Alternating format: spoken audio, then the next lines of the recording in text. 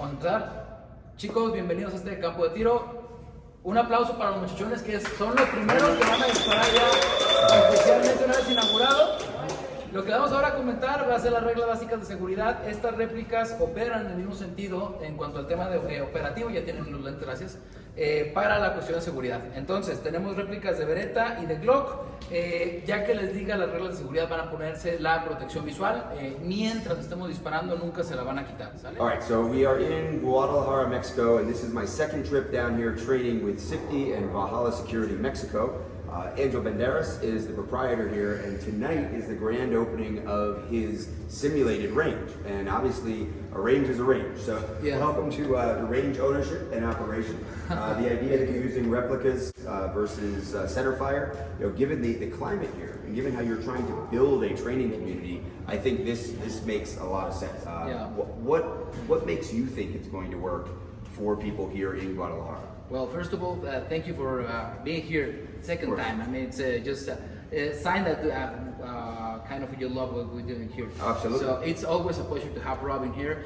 Our idea is always try to improve and get better with the guns culture in Mexico, because it's pretty much non-existent. Maybe from some guys in the US, why do a range like this? Because this is like pretty much toys, right? Makes no sense. But you have to consider that in Mexico, in order to have a range, you must be outside the city.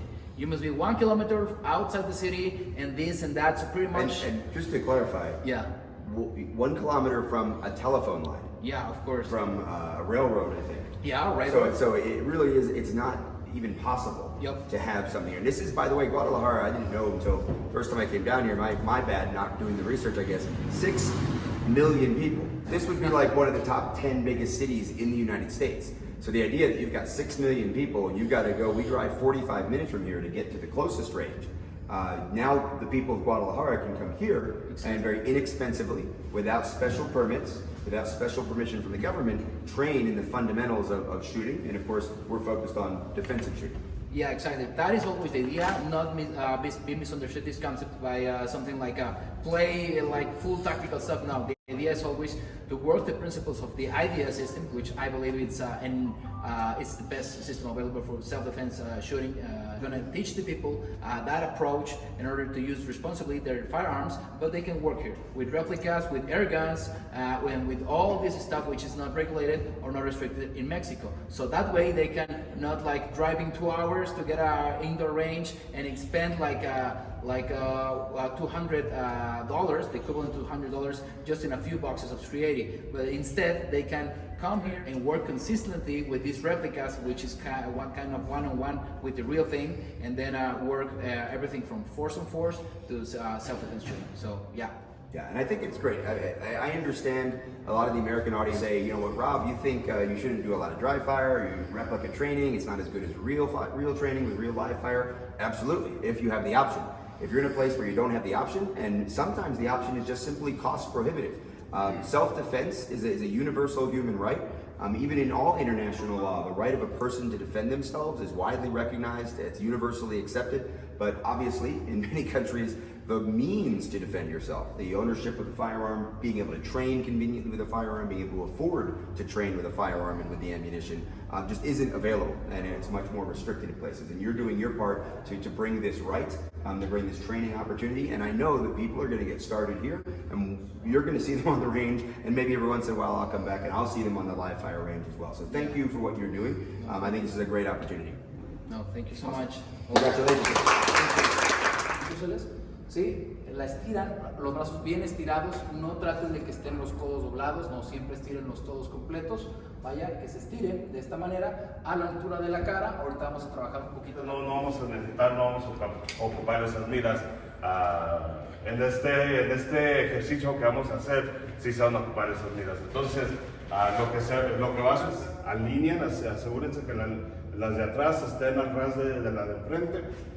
Cuando les diga que enfocan esas miras sobre el objetivo. Cuando les diga que toquen el gatillo obviamente, y luego después presionar.